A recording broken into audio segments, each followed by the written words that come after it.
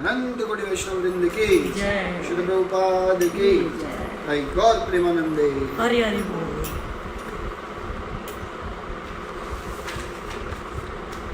हरे कृष्णा। तो कृपा करके हाथ जोड़िए और मेरे साथ बोलिएगा, ओम अज्ञानतिमिरान्धस्य ज्ञानाञ्जन शलाकया चक्षुरुन्मीलितं येन तस्मै श्री गुरवे नमः। श्री चैतन्य मनोभीष्टं स्थापितं येन भूतले स्वयं रूप कदा मह्यं ददाति स्वपदान्तिकं वन्देऽहं श्रीगुरु श्रीयुतपदकमलं श्रीगुरून् वैष्णवांश श्रीरूपां जागृजातां सगण रघुनाथान्वितं तं सजीवं साद्वैतं सार्वभूतं परिजनसहितं श्रीकृष्ण चैतन्यदेवं श्रीराधा कृष्णपादान् सगण ललिता श्रीविशाखान्वितांश। हे कृष्णा करुणा सिंधु दीनबंधु जगत्पते गोपेश गोपिका कांत राधा कांत नमोस्तुते। भक्तकांचन गौरांगे श्रीराधे वृंदावनेश्वरी विश्वभानुसुते देवी प्रणमामि हरिप्रिये। वाञ्छाकल्पतरुभ्यश्च कृपा सिन्धुभ्येव च पतितानां पावनेभ्यो वैष्णवेभ्यो नमो नमः। जय श्री कृष्ण चैतन्य प्रभु नित्यानंद श्री अद्वैत गदाधर शिवासादि गौर भक्तवृंद। हरे कृष्णा कृष्ण कृष्ण हरे हरे, हरे राम राम राम हरे हरे। हरे कृष्ण। तो देखिए कल कैसे हमने ये चर्चा किया था कि किस प्रकार से जब श्री रामानुजाचार्य ये तिरुपति जाते हैं जिसको श्रीशैल कहते हैं, और वहाँ पे जाने का जब नीचे उतरते हैं तो 1 साल रहते हैं, रामायण को 24 अलग तरीके से महापूर्ण से श्रीशैलपूर्ण से समझते हैं। और उसके बाद जो गोविंद थे उनकी बहुत अलग अलग कुछ लीलाएं थी। जैसे एक थी कि वो अपने गुरु का बिस्तर बनाने के बाद फिर उसी पे बैठ जाते थे, लेट जाते थे, सो के देखते थे। फिर पूछा जाता था क्यों, तो वो कहते थे कि मैं देखना चाहता हूँ कि मैं जो बेड बना रहा हूँ उसमें उनको कुछ चुप तो नहीं रहा, उनको नींद तो अच्छे से आ रही है, इस तरह से। फिर एक बार हम देखते हैं कि कैसे वो अपनी करुणा हाँ, दिखाते हैं एक सांप के ऊपर कैसे सांप का मुंह पकड़ के उसका मुंह खोल के उसके अंदर से कांटा निकालते हैं अपनी दोनों उंगली डाल के। हाँ, ये देखा। फिर देखते हैं हम उनके आगे कि किस तरह से जब 1 साल बाद श्री रामानुजाचार्य वापस श्रीरंगम जाना चाहते थे, तो उस समय उनको एक गिफ्ट देना चाहते हैं श्री शैलपूर्ण, और उस समय रामानुजाचार्य उनसे गोविंद को मांगते हैं, और गोविंद कांचीपुरम तक ही जाते हैं। और तब जब कांचीपुरम से मिलते हैं तो कांचीपुरम कहते हैं कि ये पूरी तरह से प्रसन्न और खुश नहीं लग रहे, तो इसीलिए शायद इनके मनो इच्छा पूछनी चाहिए। और इस तरह से जब मनो इच्छा की बात होती है तो फिर वो क्या बताते हैं उस समय कि मुझे अपने गुरु की बहुत याद आ रही है। जो तब रामानुजाचार्य वापस भेज देते हैं, और जब जाते हैं तो श्री शैलपूर्ण उनको कहते हैं कि एक गाय को जब दान कर दिया जाता है तो गाय का दाना पानी वो जो नए जिनको दान किया है मालिक जो है, उनके जो ओनर हैं वो ही निर्धारित करेंगे। और फिर वो वापस जाते हैं अपने गुरु की इच्छा को समझ के, और जब वापस जाते हैं और वापस जाके रामानुजाचार्य के साथ रहते हैं, उनकी खूब सेवा करते हैं, और वहाँ अलग अलग तरह से रहते हैं। जैसे एक बार ये भी हमने डिस्कस किया कि कैसे एक प्रोस्टिट्यूट के घर के बाहर, एक वैश्या के घर के बाहर सीढ़ियों में बैठ जाते हैं, और पूछा जाता है तो कहते हैं वो भगवान का भजन बहुत अच्छे से गा रही थी। एक बार कोई जब उनकी बढ़ाई करते हैं तो कहते हैं कि भाई ये बढ़ाई स्वीकार करते हैं, हाँ मैं ऐसा हूँ या हाँ मैं हूँ। जब रामानुजाचार्य पूछते हैं भाई ऐसा क्यों कर रहे हो, तो तब वो बोलते हैं कि क्योंकि ये सारे गुण आपके कारण मेरे अंदर आए हैं, मेरे गुरु के कारण। तो कोई अगर मेरी बढ़ाई कर रहा है तो वो मेरी नहीं, मेरे गुरु की कर रहा है, इसीलिए मैं हर जगह बोलता हूँ हाँ ठीक है, सही बोल रहे हो, एकदम सही है ना। इस तरह से हम देखते हैं। और फिर किस तरह से जो गोविंद है उनको वो संन्यास देते हैं, उनका नाम रखते हैं यंबर, है ना, यंबर उनका नाम रखते हैं।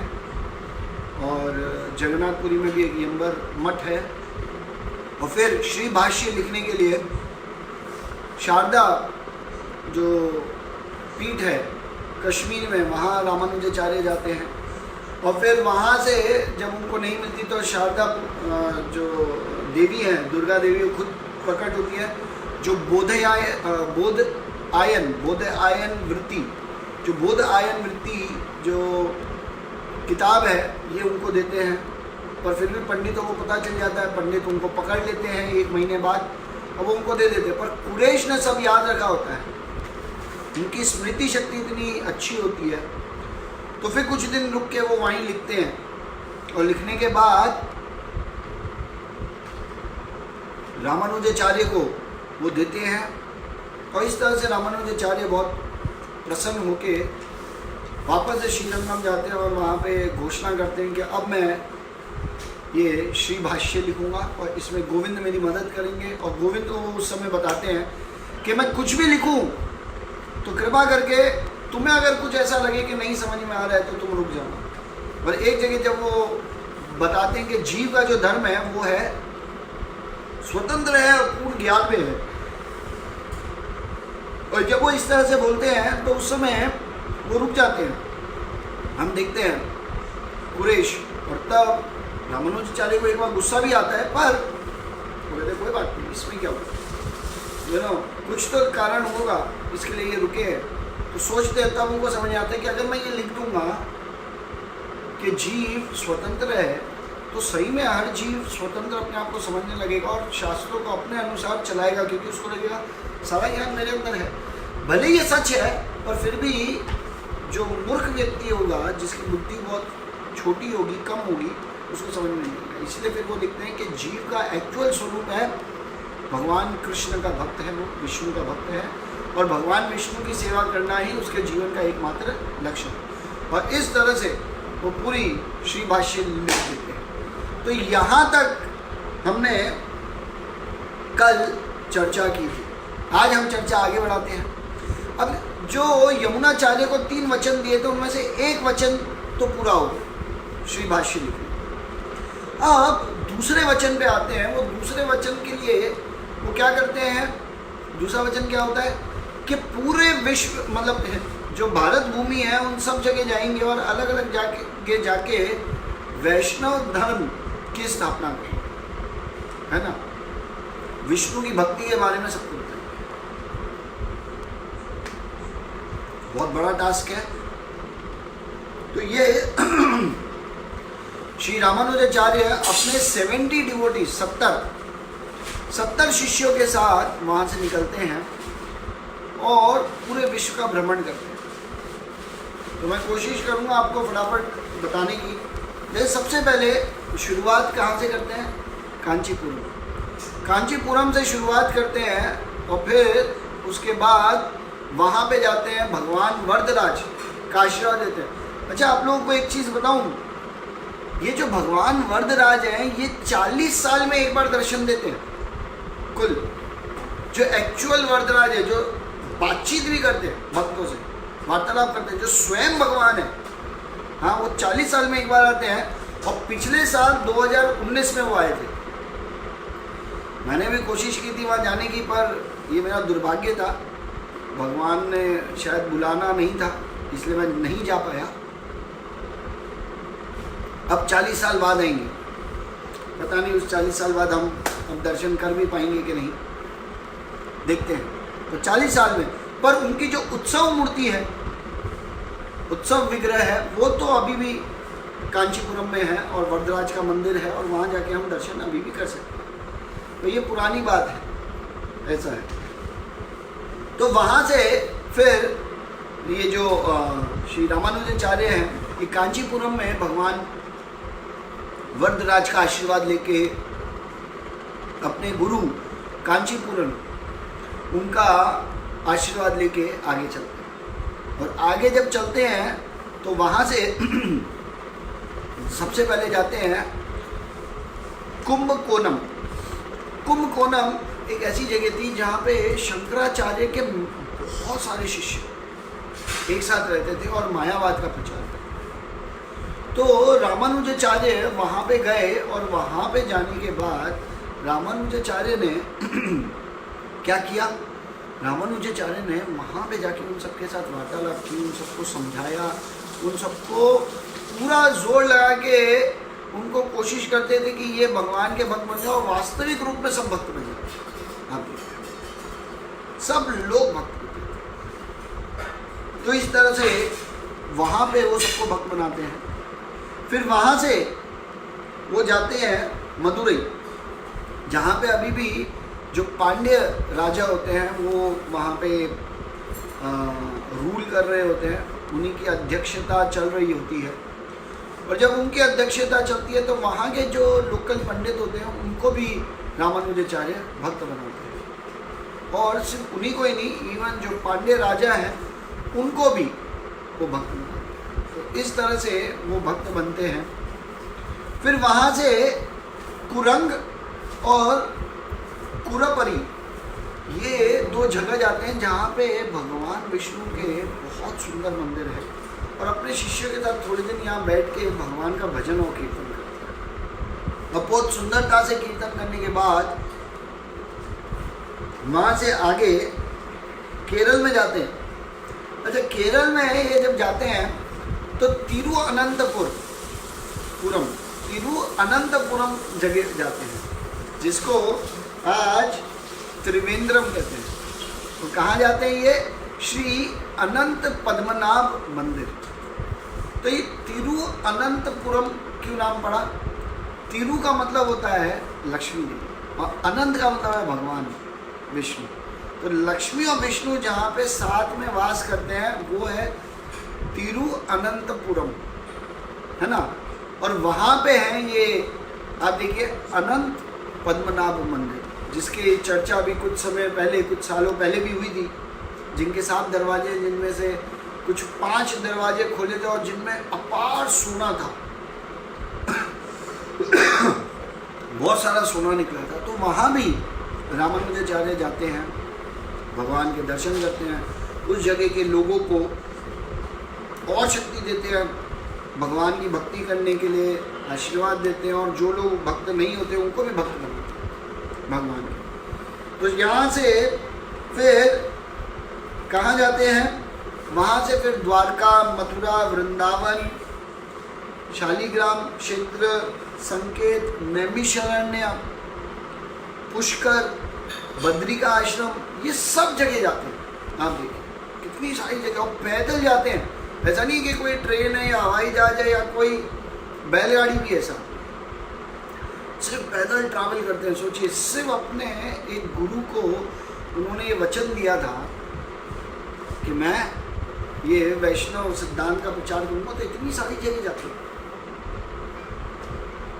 और इतनी जगह जाने के बाद ये जहाँ भी जाते हैं इनको काफ़ी सारे बौद्ध धर्म वाले भी मिलते हैं, जैन धर्म वाले भी मिलते हैं, इनको मायावादी मिलते हैं, इनको नास्तिकवाद मिलते हैं, इतने तरह के लोग मिलते हैं, और ये कोशिश करते हैं इन सबको भगवान का शुद्ध भक्त बनाने की कोशिश करते हैं, और काफ़ी हद तक सक्सेसफुल भी हो जाते हैं। वैष्णव सिद्धांत को बहुत प्रख्यात रूप में प्रचार करते हैं, लोगों को भक्त बनाते हैं। और फिर उसके बाद एक जगह पहुंच जाते हैं, शारदा पीठ। ये वही शारदा पीठ है जिसके बारे में अभी हमने चर्चा की। बोध आयन वृत्ति जो ग्रंथ था वो तो उनको नहीं मिला, तो इसीलिए अब वो वहाँ गए। अब पंडितों को ये चिंता होने लग गई कि अब हमने इनको ग्रंथ तो दिया नहीं, अब ये क्या लेने आए हैं। इस तरह से उनको चिंता हो गई। अब जब इस तरह से उन्हें चिंता हुई तो वो पंडितों के साथ बैठ के वो वैष्णव सिद्धांत के बारे में सबको बताते थे, और बताते थे कि कैसे भगवान विष्णु ही इस जगत के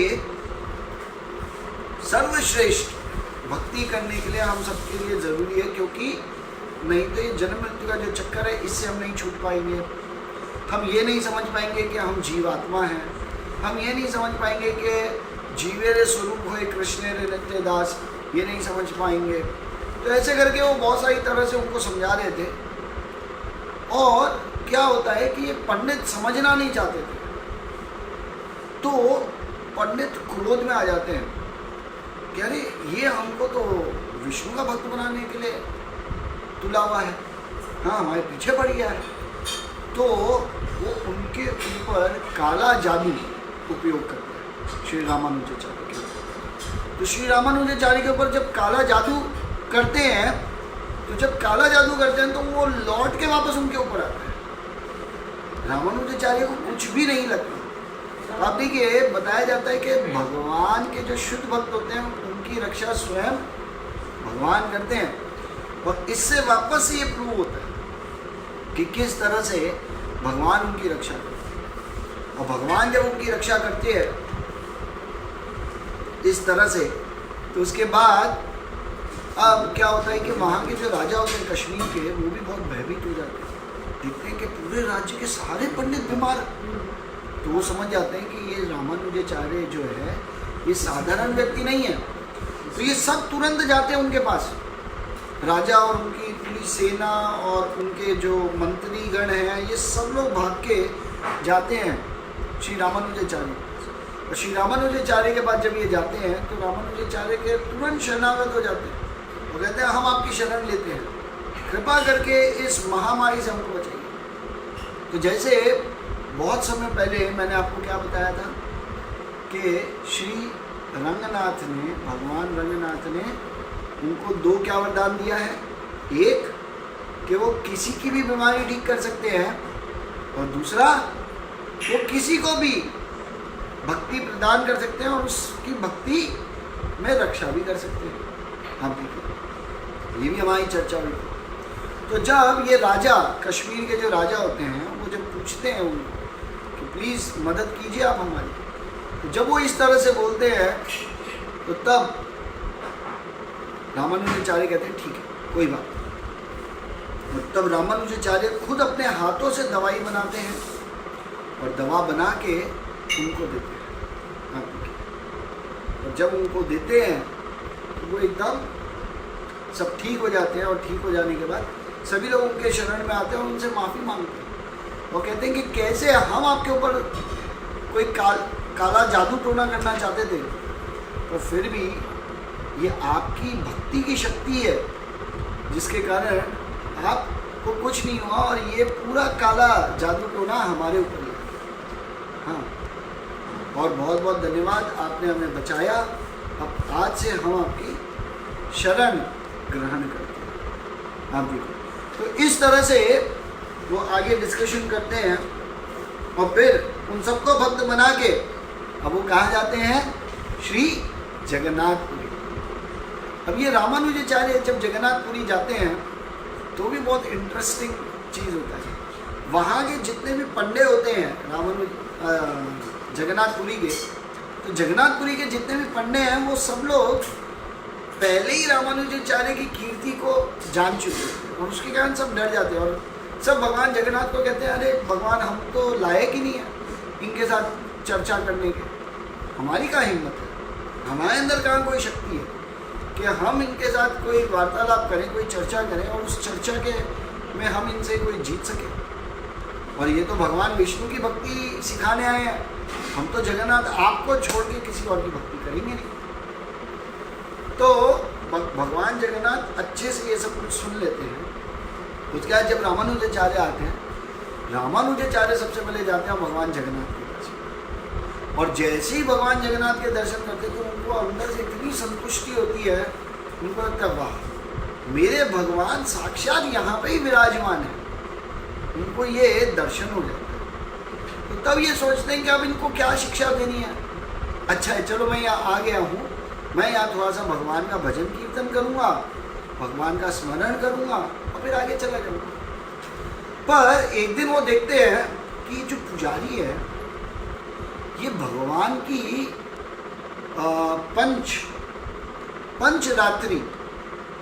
पंचरात्रि के अनुसार पूजा नहीं करते। तो फिर वो कहते हैं कि नहीं नहीं, ये तो सही नहीं है, भगवान की पूजा तो पंचरात्रि की तरह होनी चाहिए जो शास्त्रों में बताया है, और ये इनका जो विधि है वो तो बिल्कुल अलग है, शास्त्रों के अनुसार है ही नहीं। तो तब वो कहते हैं सभी पंडित को, जो वहाँ के पंडे हैं उन सबको कहते हैं कि आप सब लोग आइए और आप सब लोग यहाँ पे बैठिए, कल हम लोग वार्तालाप करेंगे इसी जगह। और सारे पंडित डर जाते हैं कि पता नहीं क्या वार्तालाप करेंगे अब, और हम लोग इतने सालों से बचपन से जो हम लोग जिस तरह से भगवान की पूजा करना चाह रहे हैं ये बता रहे हैं कि उसमें त्रुटि है और उसके कारण भगवान प्रसन्न नहीं होंगे, और भगवान की इस तरह से कभी पूजा की नहीं जाती है, उनको तो पंचरात्रि विधि से करनी चाहिए। तो अब क्या करें? तो कोई बात नहीं, अब सब पंडे सोचते हैं कि कोई बात नहीं, हम कल जाएंगे और बैठ के हम देखेंगे क्या होगा, देखते हैं क्या वार्तालाप होती है।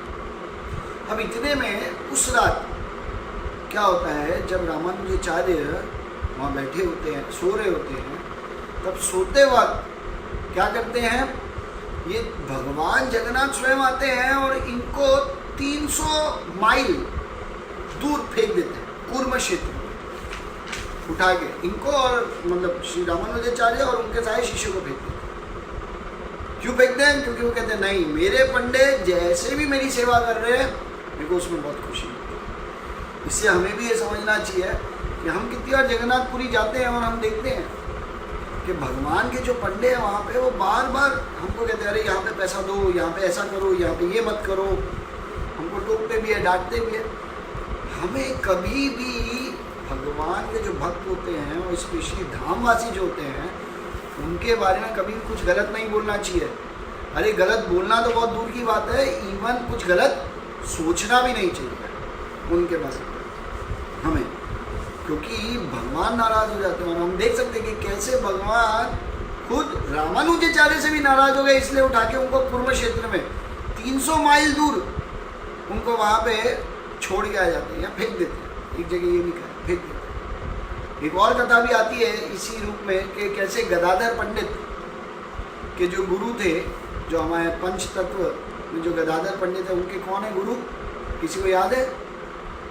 क्या नाम है? पुंडरीक विद्यानिधि। और कैसे ये पुंडरीक विद्यानिधि जब भगवान के दर्शन के लिए जाते हैं, आप देखिए जगन्नाथपुरी में, और देखते हैं कि भगवान के कपड़ों के ऊपर चावल का पानी गिर गया है, स्टार्च। वो कहते हैं अरे ये तो भगवान का झूठा हो गया कपड़े, ये तो तुरंत बदलने चाहिए। और ये पुजारी कैसे, इन्होंने भगवान को यही कपड़े पहना रखे हैं। और फिर भगवान को वो कपड़े पहनाए और हाथ भी नहीं धोए। अरे ये लोग कैसे कर रहे हैं पूजा, और ऐसे करके उनके बारे में कुछ बोलने लगे। और फिर जब उस रात सोए तो भगवान स्वयं प्रकट हुए, जगन्नाथ और बलदेव, और दोनों ने बहुत जोर जोर से मारा दोनों। आप सोचिए पुंडरीक विद्यानिधि को कि उनके गाल ही फूल जाते हैं। और अगले दिन जब वो उठते हैं, आप सोचिए रात भर सोते ही नहीं है, पर बाहर जो गदाधर होते हैं वो इंतज़ार कर रहे होते हैं कि कब मेरे गुरु महाराज जाएंगे, मंगला करेंगे, भगवान की आरती करेंगे, जब करेंगे हमारे साथ बैठ के, पर वो निकलते ही नहीं है। दोपहर हो जाती है और तब इतने में गदाधर पंडित बार बार देखते हैं कि भाई ये खोल नहीं लेकर कुछ अनहोनी तो नहीं होगी। तो तब पुंडरीक विद्यानिधि हिम्मत करके खोलते हैं दरवाज़ा और दोनों गाल सूजे हुए हैं।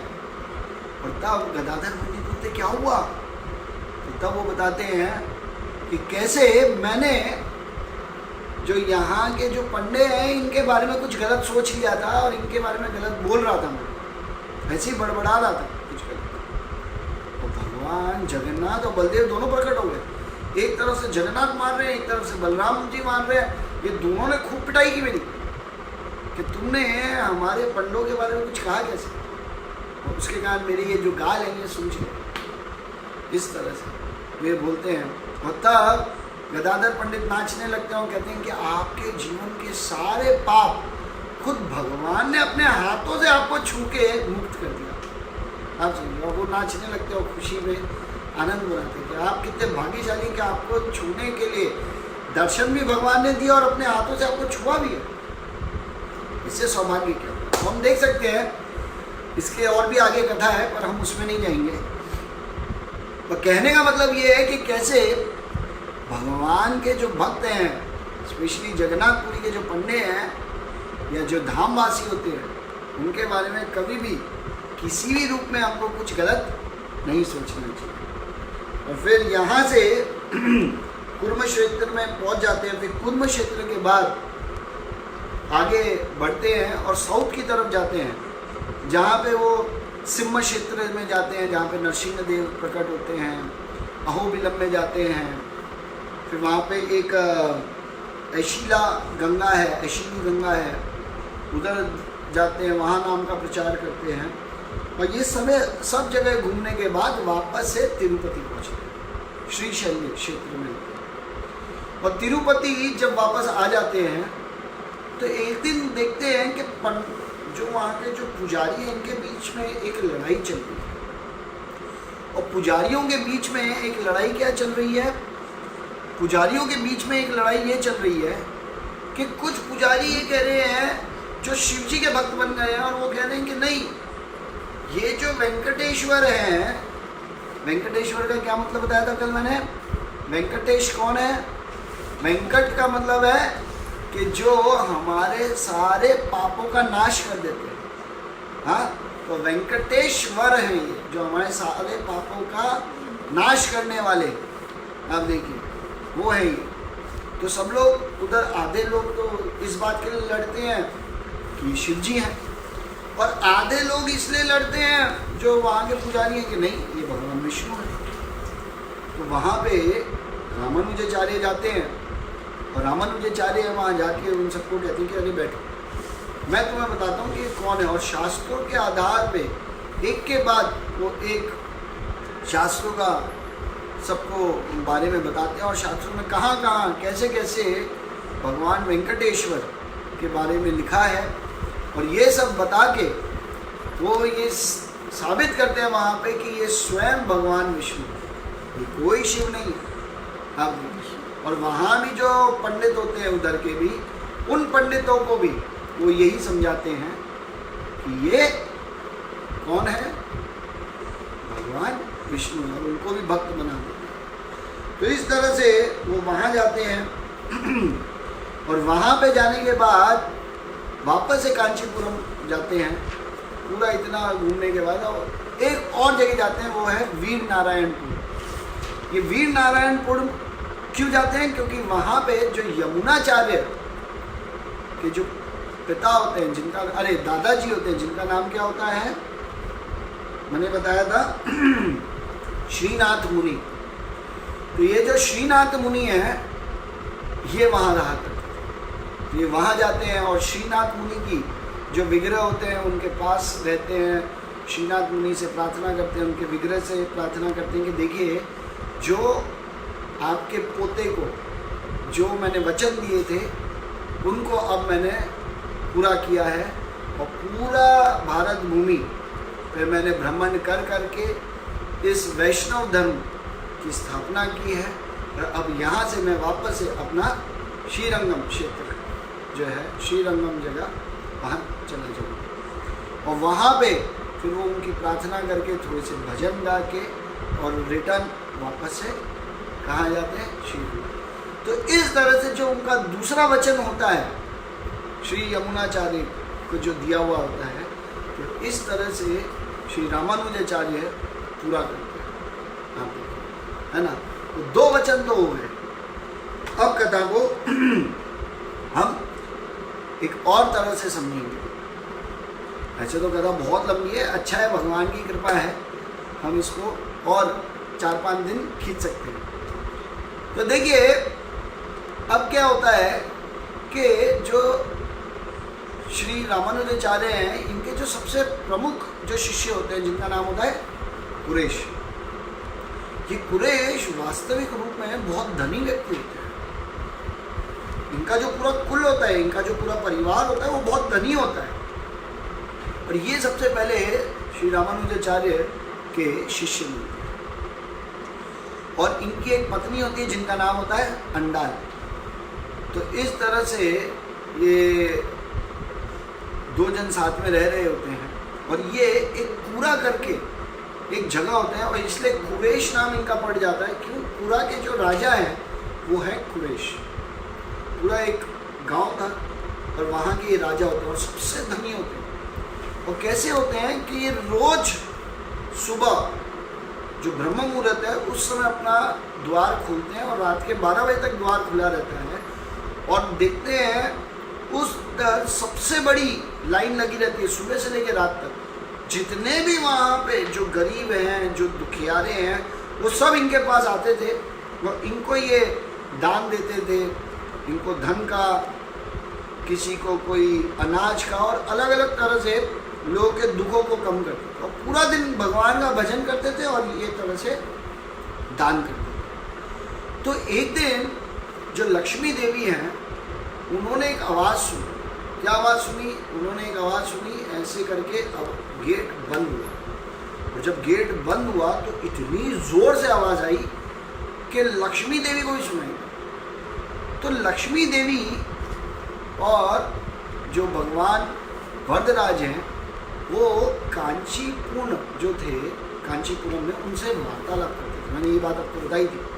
तो उनकी भी एक कथा आपको पहले बता देता हूँ कि एक बार क्या होता है कि क्योंकि पूरे उस जगह में जो कांचीपुरम है उस जगह सबको पता था और उसके आजू बाजू भी सबको पता था कि रोज़ जो कांचीपुरम है ये क्या करते हैं, ये भगवान वरदराज को ऐसे पंखा करते थे रोज़ और पंखा करते थे इनको इस तरह से और पूरा दिन भगवान के साथ वार्तालाप करते थे, बातचीत करते थे। तो किसी भी भक्त को अगर कुछ भी भगवान से कहना है तो कांचीपुरम के थ्रू भगवान से जो वरदराज है उनसे अपनी इच्छाओं को या अपनी कोई भी चीज़ होती थी उसको प्रकट कर।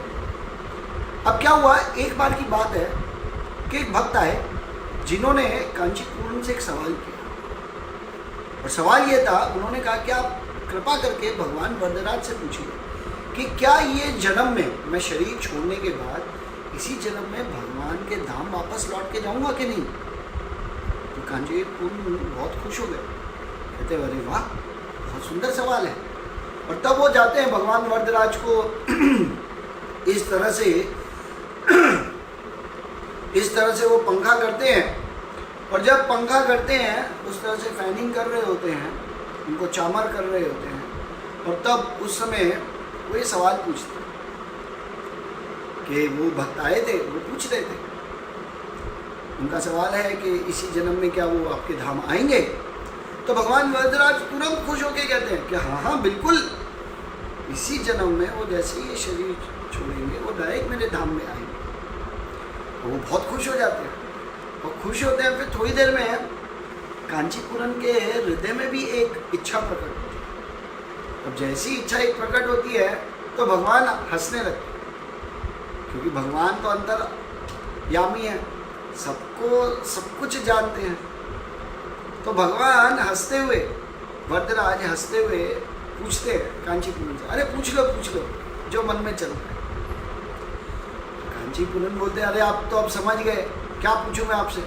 कहते नहीं फिर भी पूछ लो। तो कांचीपुरम ये पूछते हैं कि भगवान, क्या मैं ये शरीर छोड़ने के बाद आपके धाम में वापस लौट के आऊँगा कि नहीं? तो भगवान बहुत मीठी सी मुस्कुराहट देते हुए कहते हैं, नहीं तुम नहीं आओ। अब वो ऐसे पंखा कर रहे हैं, उनको एक झटका लगता है, बहुत बड़ा धक्का लगता है। कहते हैं, अरे ये भगवान ने क्या बोल दिया? क्या मैं ये शरीर छोड़ने के बाद भगवान के धाम वापस नहीं आऊँगा? तो फिर वो पूछते हैं, क्यों, ऐसा क्यों, मैं क्यों आपके धाम वापस नहीं आऊँगा? तब वो बोलते हैं, इसीलिए तुम मेरे धाम नहीं आओगे क्योंकि तुम वैष्णव सेवा तो करते ही नहीं हो, पूरे दिन आते हो और सिर्फ मेरी सेवा करते हो, और मैं तो उसी का भक्त हूँ। आप देखो, उन्हीं को अपने धाम में लाऊंगा जो मेरे भक्तों के दासों के दास हैं, जो मेरे दास हैं उनके जो दास हैं वही मेरे प्रिय हैं।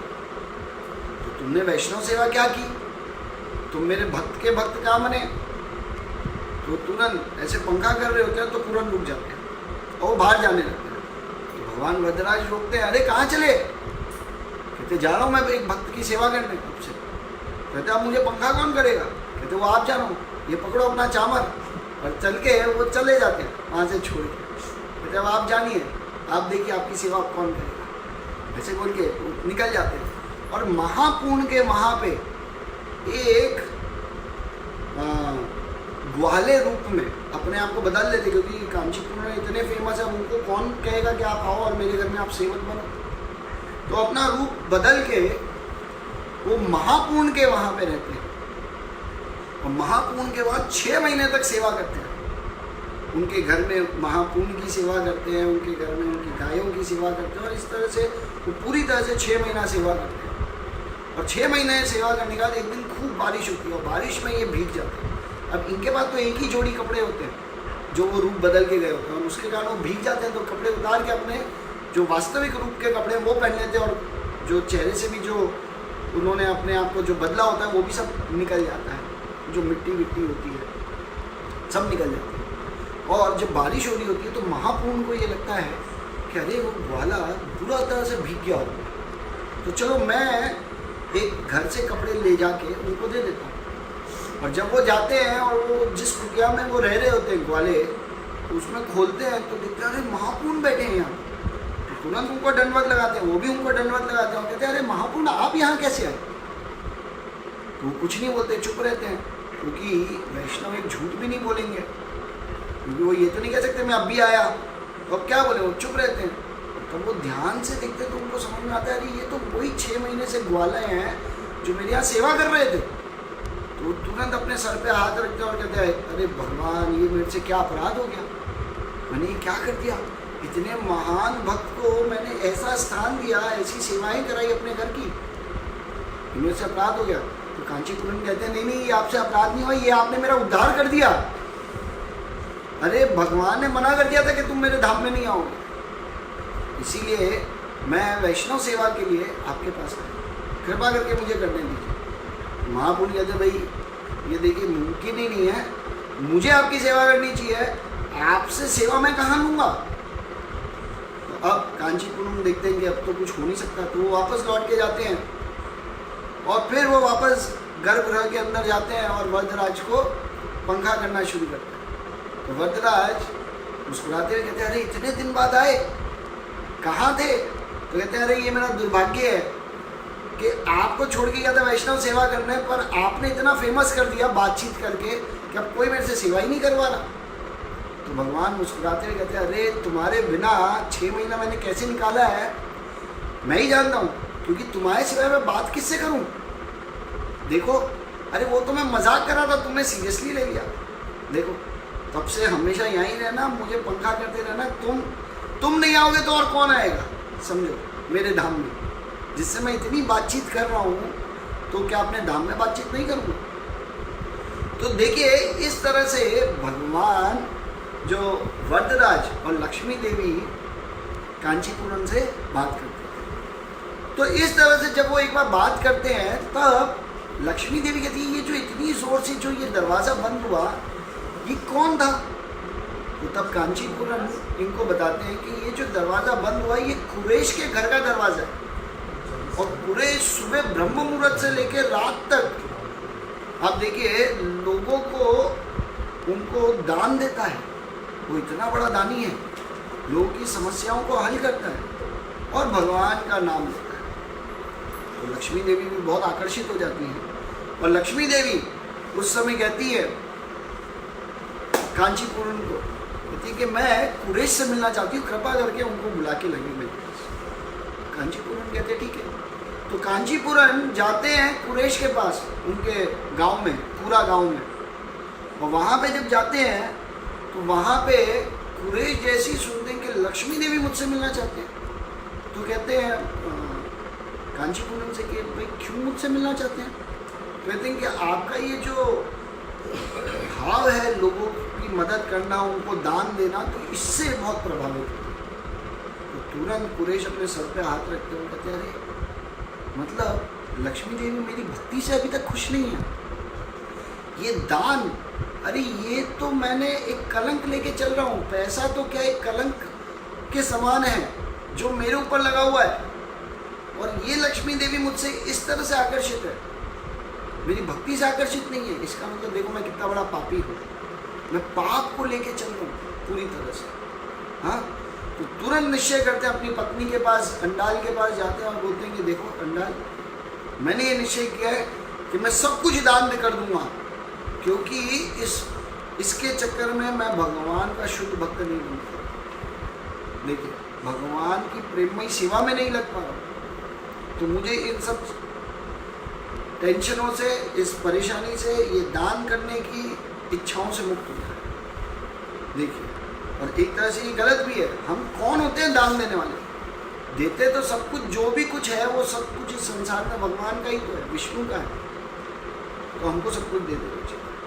आप देखिए उनकी पत्नी भी इतनी महान भक्त थी और रामानुजाचार्य की ये भी शिष्य थी, और इतनी अच्छी भक्त थी कि तो तुरंत अपने पति को कहते ठीक है हम सब कुछ दान कर देते हैं। आप सोचिए कौन ऐसी पत्नी होगी जिनका पति कहेगा हम सब कुछ दान करके अपने गुरु के पास चलते हैं। वे कहेगा तो पत्नी भी कितना देखा जाए तो स्वीकार नहीं करेगी, पर उनकी पत्नी स्वीकार करती कि जैसे आप रहो, हमें भक्ति करना वो हमारे लिए मुख्य कार्य है। हाँ, और इस तरह से वो सब दान कर देती, पर एक चीज़ से वो अपने पास रखती है। उनकी पत्नी जो अंडाल होती है एक चीज़ रखती है, वो क्या रखती हैं? एक सोने का गिलास। खाली एक सोने का जो गिलास रखती हैं वो इसीलिए कि भाई जिसमें वो इनको पानी पिला सके, कभी दूध दे सके, या अलग अलग चीज़ उनको देने के लिए सिर्फ सोने की चीज़ अपने पास रखती है। और जब वो जंगल से श्रीरंगम की तरफ जा रहे होते तो रात में उनकी पत्नी डर जाती है और कुरैश को कहती है कि मुझे थोड़ा डर लग रहा है। तो कुरैश ये कहते हैं कि देखिए डर तभी लग सकता है जब हमारे पास कुछ ऐसा हो जो बहुत ही वैल्यूएबल है, जो बहुत ही महत्वपूर्ण हो। आप देखिए, तो इस तरह से वो जब ये कहते हैं तो वो समझ जाती है उनकी पत्नी, तो तुरंत वो सोने का गिलास लेती हैं और उसको दूर फेंक देती है। अब कहती है अब हम एकदम बिंदास हो गए, कुछ भी नहीं। मतलब सोचिए इतने धनी थे कि खाना भी खाते थे या पानी भी पीते थे तो सोने की थाली में और सोने के गिलास में। इतने धनी थे और सब कुछ छोड़ाते हैं, एक गिलास भी नहीं रखते हैं। और तब वापस श्रीरंगम पहुंचते हैं, अपने गुरु के पास जाते हैं और रामानुजाचार्य उनके बारे में सुन के बहुत खुश हो जाते हैं। और तब एक भाड़े के घर में रहते हैं। सोचिए इतना धनवान व्यक्ति एक भाड़े के घर को लेते हैं और वहाँ रहते हैं। और वहाँ जब रहते हैं तो उस समय वो घर घर जाके मधुकरी करके अपना जीवन चलाते हैं। अब देखिए जो एक व्यक्ति दूसरों को, हाँ उनके वहाँ लाइन लगती थी सुबह से लेकर रात तक, वो सबको भिक्षा देते थे, मधुकरी कर देते थे लोग, आज खुद मांग रहे हैं। प्रसन्नता के रूप में। तो एक बार की बात है कि वो मधुकरी करने निकलने ही वाले होते हैं, तो एक बड़ा सा तूफान आता है और बहुत ज़ोर से बारिश होती है। उस चक्कर में वो निकल ही नहीं पाते, और नहीं निकल पाते तो वो घर में बैठे रहते। और उस समय जब बारिश बंद होती है तब तक उस क्षेत्र के सभी लोगों ने प्रसाद ले लिया होता है। अब प्रसाद लेने के बाद फिर कोई मधुकरी कौन देगा? तो इसलिए कुरैश एकदम लेटे हुए रहते हैं, पेट एकदम खाली होता है, एकदम भूखे होते हैं, और अंडाल भी एकदम भूखी होती है। और उनकी जो पत्नी होती है वो अपने पति को इस रूप में देखते हुए उनका हृदय एकदम टूटने लगता है। तो वो भगवान रंगनाथ को प्रार्थना करती कि हे भगवान रंगनाथ, आप 56 भोग खा रहे हैं, उसमें से क्या थोड़ा सा भोग मेरे पति के लिए नहीं मिल सकता? वो बेचारे ऐसे भूखे सो रहे हैं। और भगवान रंगनाथ तुरंत सुन लेते हैं, और तब भगवान अपने जो पुजारी है उनको बोलते हैं कि जाओ इनको भेजो, हाँ प्रसाद भेजो इनको। तो इतना सारा ढेर 56 भोग आता है उनके पास। और जब 56 भोग आता है तो कुरैश के जब दरवाजे पे आता है तो कुरैश दिखते हैं अचानक से आज 56 भोग हमारे घर आया। तो तब वो अपनी पत्नी से पूछते हैं, क्या तुमने भगवान से ये इच्छा प्रकट की थी कि हमारे घर 56 भोग आए? तो उनकी पत्नी कहती है हाँ।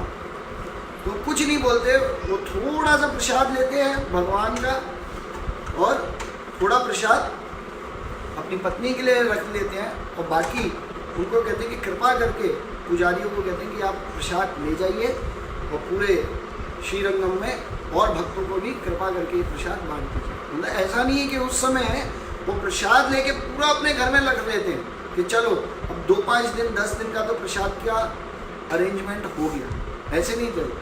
आप देखिए थोड़ा सा रखते हैं, और तब वो अपनी पत्नी को जब सब चले जाते हैं प्रसाद ले लेते हैं, और उनकी पत्नी भी जब प्रसाद ले लेती है तब वो समझाते हैं उन्हें कि देखिए हम भगवान के सेवक हैं, भगवान हमारे सेवक नहीं है। इसीलिए हमारी इच्छाओं की पूर्ति के लिए, इवन प्रसाद के लिए भी हमको भगवान से कभी डिमांड नहीं करनी चाहिए, भगवान हमारी डिमांड फुलफिल करे। एक भक्त का एक ही आप देखिए इच्छा होती है कि भगवान की क्या इच्छाएं हैं, उन इच्छाओं को मैं कैसे पूरी कर सकता हूँ। मेरी इच्छाओं को भगवान पूरी ना करें, भगवान की इच्छाओं को हम कैसे पूरी कर सकते हैं, ये भक्त का मनोभाव होता है।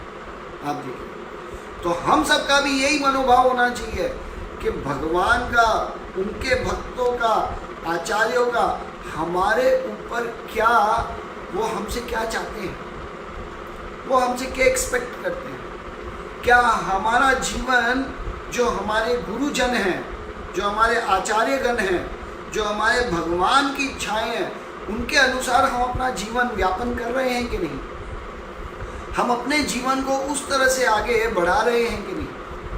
ये जानना बहुत ज़रूरी है हमारे जीवन में, क्योंकि जब तक ये नहीं समझेंगे तब तक हम वास्तविक रूप में भक्त बने ही नहीं हैं। तब तक हम वास्तविक रूप में वैष्णव सिद्धांत को समझे ही नहीं है। जब तक वैष्णव सिद्धांत को हम नहीं समझेंगे पूर्ण रूप से, तब तक भगवान के दिव्य प्रेम का आस्वादन नहीं कर पाएंगे, उसको हम चख नहीं पाएंगे। तो इसीलिए मेरा आप सबसे ये अनुरोध है कि कुछ समय अकेले बैठिए और चिंतन कीजिए कि क्या जो पूरा जीवन हम चला रहे हैं, ये पूरा जीवन मेरे गुरु, मेरे शिक्षा गुरु, मेरे दीक्षा गुरु के आधार पे, श्रील प्रभुपाद के आधार पे हम जीवन जी रहे हैं कि नहीं जी रहे। ये अच्छे से अपने आप को देखिए और परखिए कि हमारा जीवन कैसा हम जी रहे हैं।